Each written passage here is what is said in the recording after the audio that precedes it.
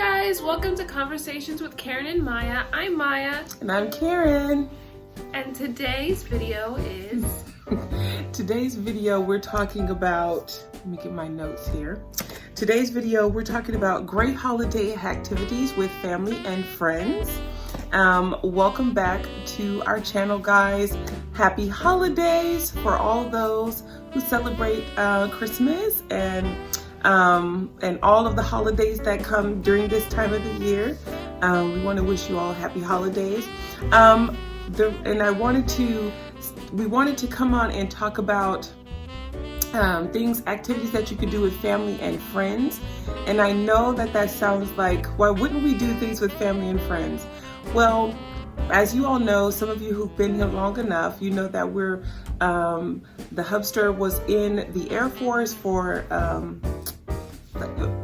he retired from the Air Force, and with that, when you're in the military, a lot of times you meet lots of people who, especially single people who may not have a place to go during the holidays, and so we were one of those families who would volunteer, especially around Thanksgiving, to open our home to people who didn't have a place to go, and so that they wouldn't be by themselves on Thanksgiving and at Christmas time as well.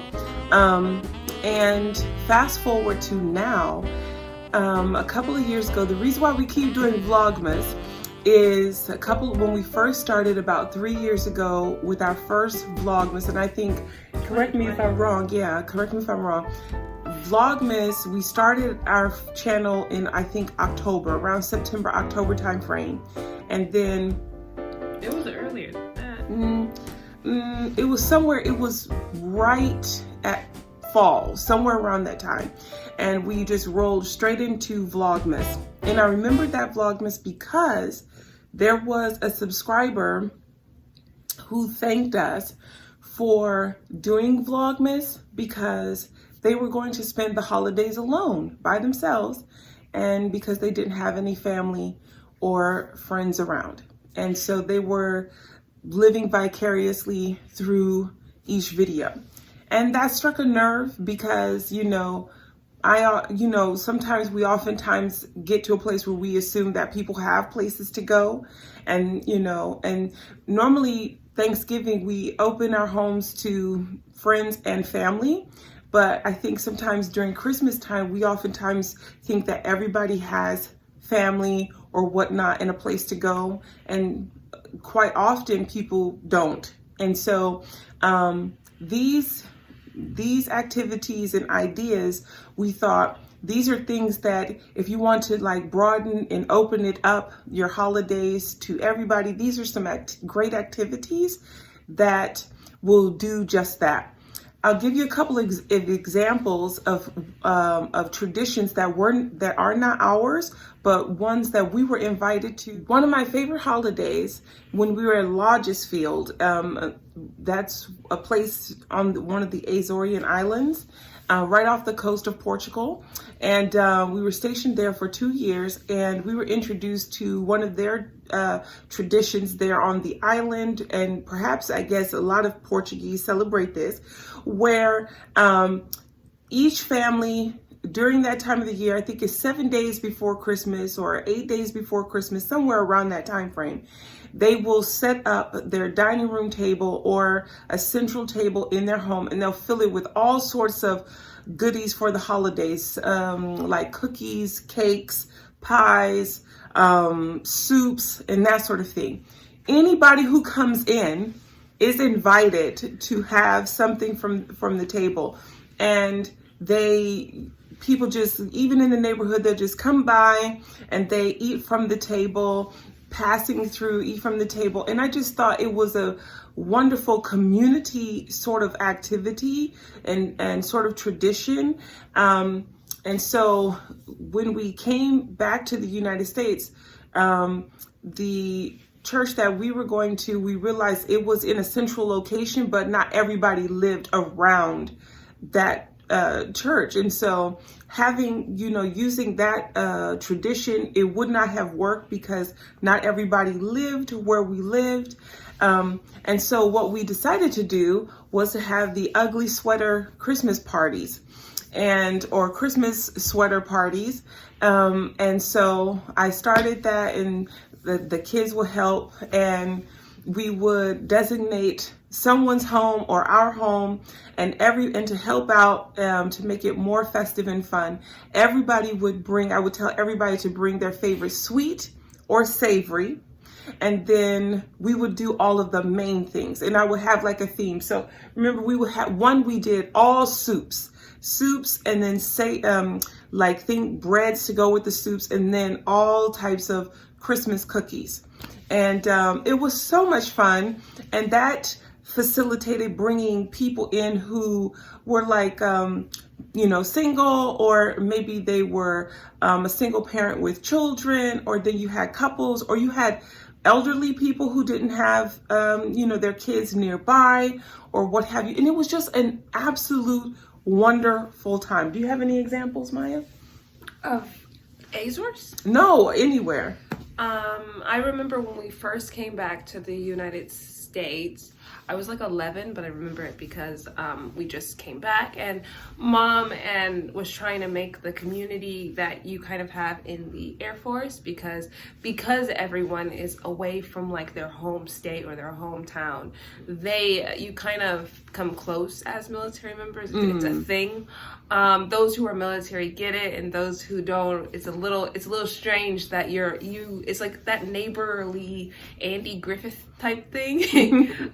But I remember we really had like our church group, and we invited them over. I don't know if it was over the holidays, but we used to have them very often.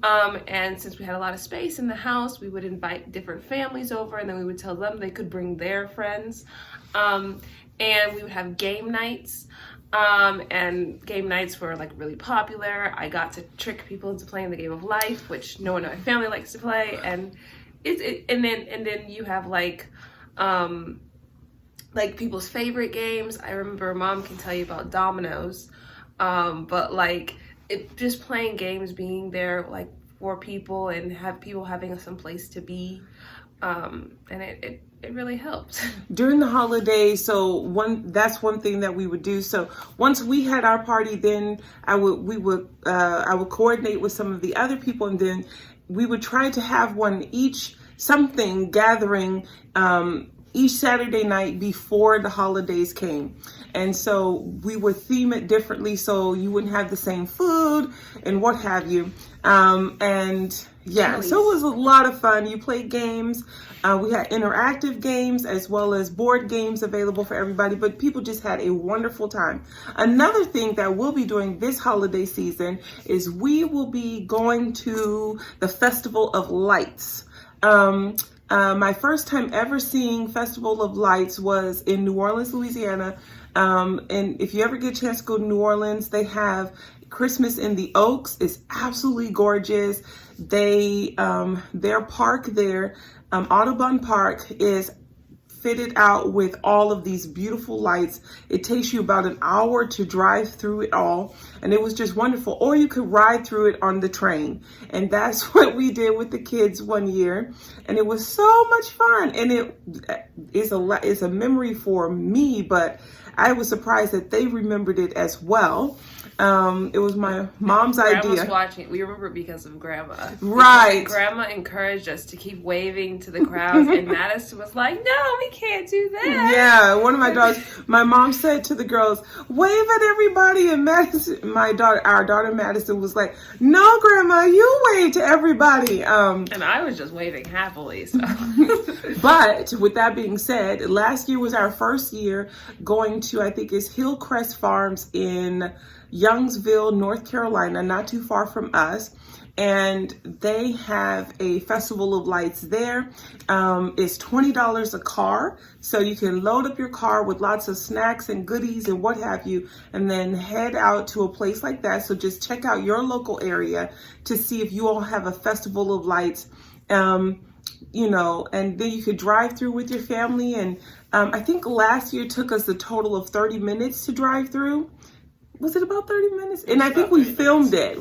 So the thing about it though is most people know this about a festival of lights, but once you start, you cannot leave. You are now in the festival of lights until the very end. And we didn't know how long it was going to be because it was the first time we went, and we were laughing because it was just our little team of 3. They even have a channel for music, so you go to a particular channel and they're playing. They did a partnership with a radio station, so you could listen to the music as you went through. But we had no idea how long the thing was going to be. And the reason why you're stuck is because there's a million cars behind you. And a million cars in front of you, and there is no exit ramp to leave. You No. have to go through the lights. You'll be running over lights.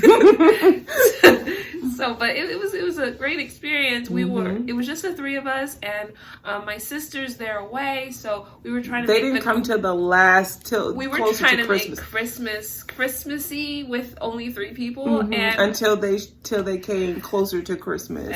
And so it was fun. It was an experience we'd never done. So we're trying to see if it happens after they arrive, we can drag one of them along.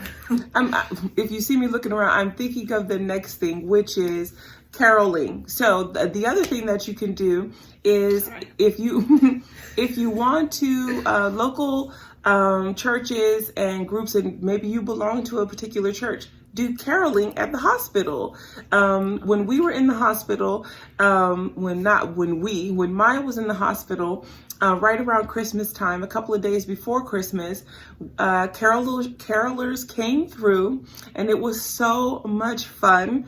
You know, they come through and sing to everybody, and that's one way of, you know, doing things with friends and family and bringing some cheer to those who probably can't go anywhere at that time, and they can't be home for, you know, reasons, you know, I mean, you know, if they're at the hospital, and so you can bring cheer that way. That's always so much fun. Same thing.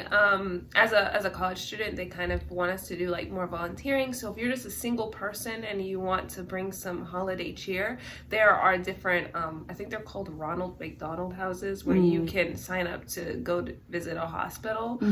And believe me, as being a patient, seeing people come in and just talk, it brings a lot of joy. So if you're a type of person that kind of wants to be doing something, bring holiday spirit somewhere, you can do a lot at the Ronald McDonald houses, or just whatever the organization. Yeah, because some people got together and brought toys. We were actually in the children's hospital, even though at that time she was 19.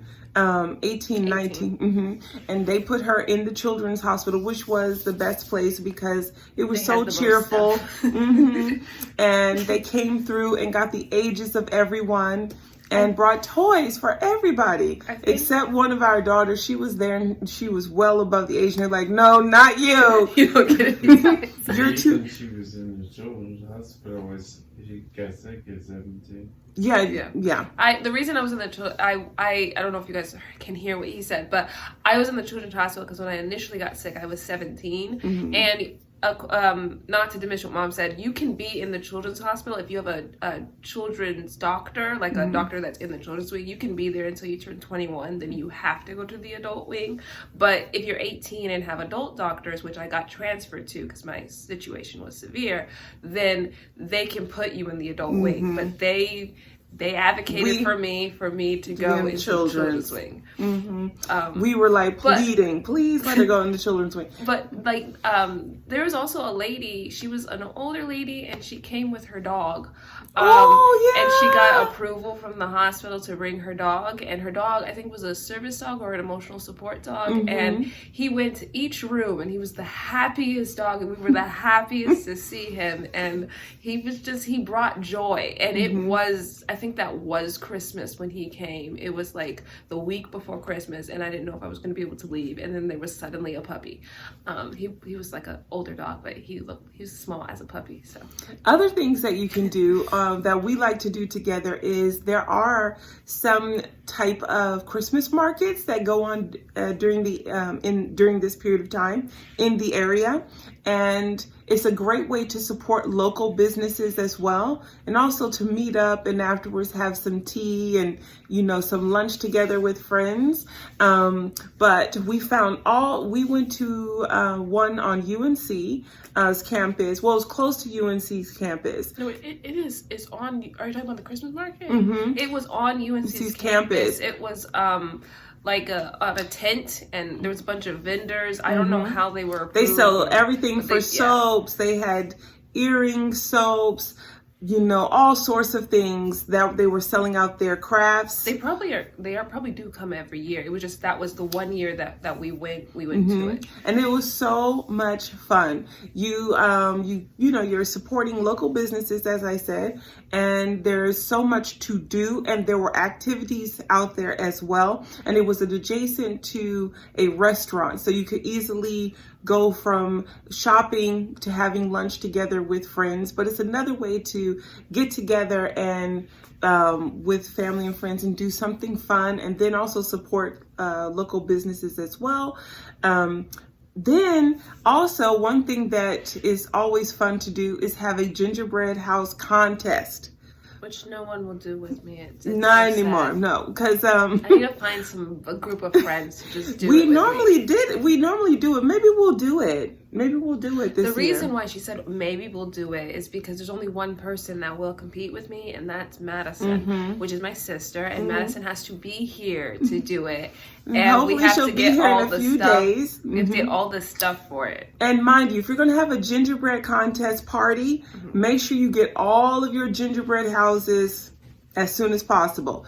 Maybe this is an activity for next year, because at our local Targets, the gingerbread houses are gone, or what's left are the gingerbread hotels. What do you mean, Mom? You can literally just go make some large gingerbread cookies and then cut them into squares and woo, a gingerbread house. Now the thing is, when you're making a gingerbread house, everybody knows this, when you're making it, the walls are the most important part. But listen. But if you made the gingerbread cookie yourself, now you have two things to worry about. That the walls will fall over with the icing, and then the walls will break because you made them. No, listen, I will always buy a gingerbread house. I'm not going to make some gingerbread. I want to make a mansion. Because you don't. Because the thing is, the thing about baking and making a gingerbread house is totally different than making the actual gingerbread cookie. I wasn't being serious. You have to make it like a structure. And the thing is, the thing that people say on the Great Gingerbread Competition on the TV, Guess who watches all that? They say that it both has to be structurally sound and delicious. And I think we tried one year and it was nasty, but structurally sound. Yeah, right. So you couldn't eat it. But the other party that I used to have too was the Great Christmas Cookie Bake Off. And we would get together at one person's home, and everybody would bring their favorite cookie, and people would pick up a piece of paper and vote which was the best cookie at the party, right? Everybody sat their cookies out, and you know, and it was not necessarily anonymous. You just told the person who was in charge of collecting the votes what you brought. And then everybody who came in in order to participate, you had to be willing to try every cookie. Because you had to be able to eat every cookie. Had to be able to eat every cookie. So she wouldn't have been able to participate in the Hubster. Production wasn't able to participate either because he doesn't eat chocolate.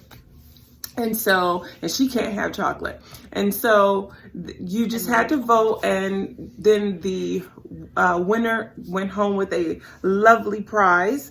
You know, there's a game. Oh, and here's the other thing. Wait a second. There's another fun game, but it's actually not fun, is the White Elephant. Anybody knows about White Elephant? How is White Elephant a game? It's not a game. I can't stand that game. It's a game of luck. It's not even. It's not a game. It's a production of luck.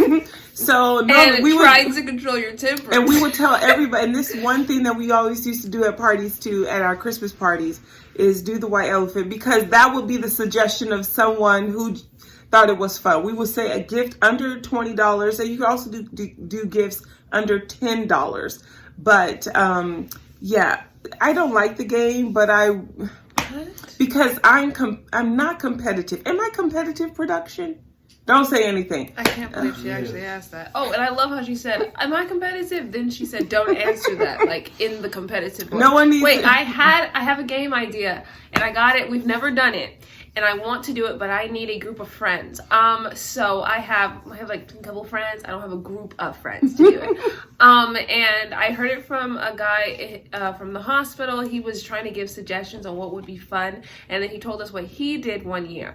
And so if you've ever watched the TV show, it's a cooking show. It's called Chopped, I think. Word. And they give you a basket of food, and each person gets a basket of food, and they have to make a dish with that basket of food. And they did it. They did the actual game. Somebody who wasn't playing the game put the basket together, and whoever made the best tasting dish won. And I think that game would be like completely fun with my family because we're really competitive, but also because all of us know how to cook. And that so does it make a would difference. be like kind of. But that wouldn't. But then It'd be I mean, fun. no, you need some diversity in But I'm there. saying if you do it with friends, then you have a bunch of people who cook differently. They probably will not make the same thing, and then you just get the people that don't cook in your friend group to vote. One thing, the judges. One thing that I like about our friend group is that people are from all over. And so one good thing about Christmas time is that people have cultural foods that are from where they're from. And so one thing was having a party where everybody made something from their country or their area of the United States or wherever they're from. Like we're from New Orleans, so one thing that you make during Christmas time, well, I make during Christmas time is dirty rice. That's one thing we like to have. You have to have that, and we all know New Year's Eve you have to have black-eyed peas and cabbage.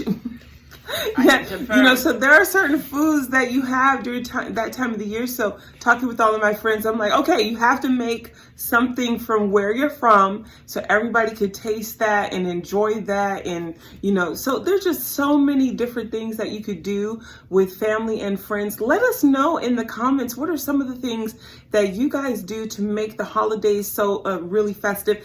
And if you have small children and you're doing something at home with the family, what is this website still exists? It starts with an O. That narrowed down so many websites. Rude. Or is it Oriental Trading Company? And they had so many different crafts. It was a craft website. Now you can probably get it on Amazon, but you would make. Wait, I think I know what you're talking about. Was it like when we were in Germany and we went to Edelweiss and there was a bunch of little Christmas crafts and one of them they gave you like these things that kind of looked like pine, and then but they were actually the wire thingy, and you had to make. Or you can make candy canes. Yeah, and it was like felt pieces. Yes, yes. They sell the little things like that at Target in the kids section. Yes. Oh, in the dollar section or the Dollar Tree too. In Dollar Tree too. They sell basically, but you have to go in the kids section. And it's basically they market it as kids toys, but the thing is anyone can do a craft. And then sometimes if you can't find it, you can make your own craft. Just type in Christmas crafts into Google and it will give you suggestions. And then usually at the top, like a recipe, it will tell you what you need for this. Thank you, production.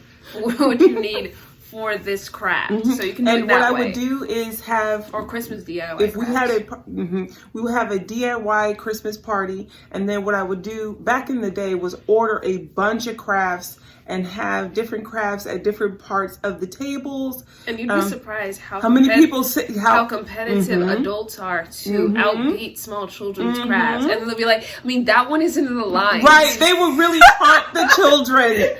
Those who are very competitive. And then the children would try to stick in the lines. And just for the record, I did not participate because most of the time I was always hosting. So yeah, she was hosting. So I didn't participate in the crafts, just you know, but making sure the crafts were interesting. There, like there was like the little kids table, and then there was the people that were sitting there trying to do the craft like the picture or better than the picture, and arguing with everyone else why their craft was better.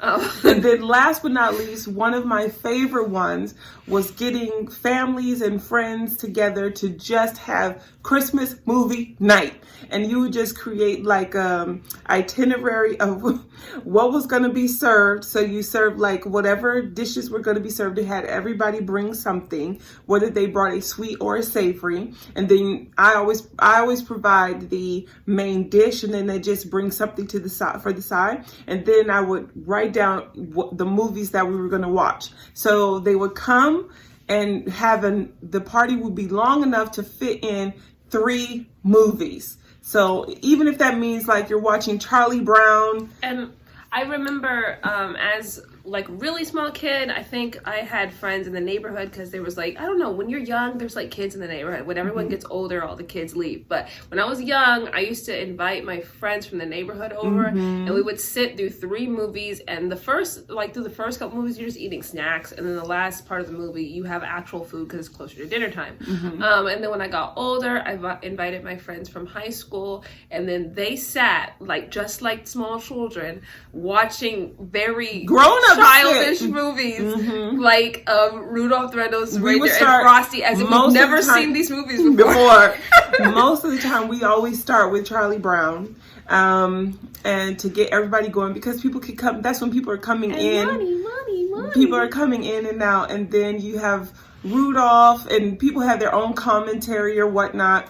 And then like one year, always that person going shh, right, because they want to hear, or some people want to see it again, and you don't mind because it's 20 minutes. And then like one year we ended with Elf. I'm not a huge fan of the movie Elf, but everybody else was, and so it's like everyone just gets a vote, and if you have that movie, we'll watch that movie. But if we don't have the movie, then it's like, oh, sorry. Or you can end it with Jingle All the Way, which is always funny. I've had to take a moment to think. But guys, let us know in the comments below, how do you all celebrate with family and friends? How do you incorporate bringing everybody together? What fun suggestions do you have in the comments below for parties or gatherings or getting out into the community? Let us know in the comments below. We would love to know. And if you have like a Christmas tradition, like something that you do, like the lights. We didn't know that there were lights in our state.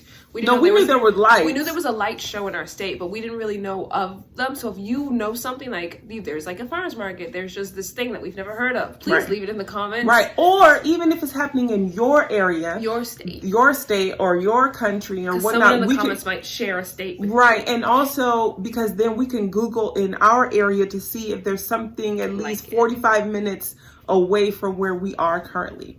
But thank you so much for watching. We hope you all enjoyed it, and we will see you guys in the next one. Bye.